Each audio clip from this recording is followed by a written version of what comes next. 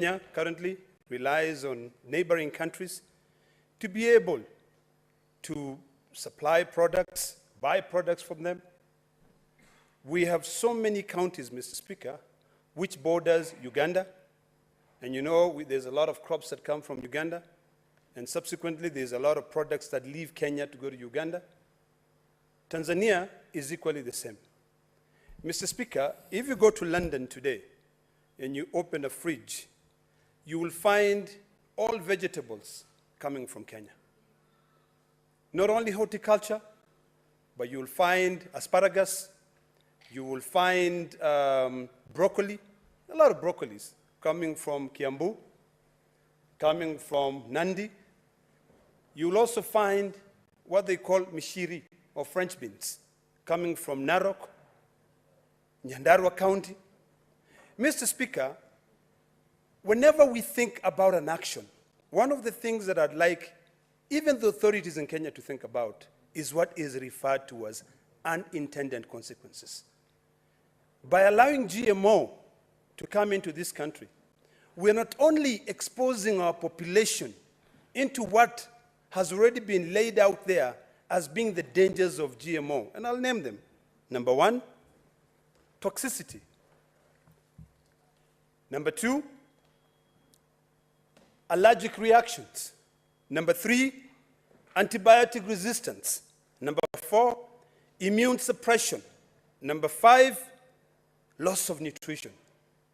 Mr. Speaker, I'm holding a piece of corn here, maize, that we all enjoy. And we eat it on a daily basis. And it is very sweet, Mr. Speaker. All of us, Mr. Speaker, went on a short break and enjoyed a piece of corn. When we are told that the food which is brought into this country will not be nutritious, how are we going to be able to survive? Point of order, Senator Karungu Thangwa.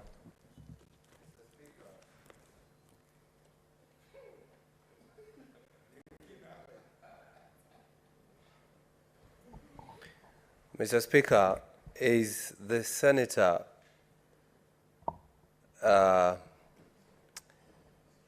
in order to eat in Parliament? Mr. Speaker, to eat food in the chamber, Mr. Speaker. Dangwa, yes, Honorable Senator Olekina, you are a senior member of this House, and I am aware that the Speaker has previously ruled that members are barred from having food, not water. Drinking is water, food in the chamber. Could you kindly refrain from doing the same as you proceed to contribute to the motion? Mr. Speaker, the point is already made. I am speaking to Kenyans out there, and I don't know, you need to give me some more time because my time was interrupted.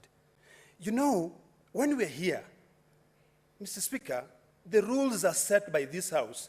But when something is so emotive, and when you want people to be able to understand why some of us are completely against modifying genetics, is because you want to be able to demystify for people out there to understand clearly what it is that you mean for them. Mr. Speaker, if you take a piece of corn, which the genetics have already been modified. In the US, Mr. Speaker, and I lived in the US for 20 years, it's my second home. Most of the corn there is only fed to animals. It is not fed to human beings. The nutritional value is zero. So, Mr. Speaker, I know we have a very short time to be able to plead to Kenyans. I know I have maybe 2 minutes left for me to be able to end. But You've got 1 minute. I'm giving you 1 minute so that you conclude. Thank you. The light is what I saw, Mr. Speaker. I want to call upon Kenyans out there that this is a time that you now start thinking about future generations. We are a country that today, some of us, like me, believe that we are living now in a kleptocracy where the people who rule this country do not care. You've seen sentiments being made by former members of parliament. In fact, today, this was very interesting. Alfred Keter, last time told us that William Ruto has 500,000 acres of land in Congo, and that he's with corn, GMO. And just today we saw sheep docking. Today the reality of this thing is going to hit so hard. Farmers in Kakamega will not be able to enjoy their ugali. Mr. Speaker, I wish I would have taken ugali and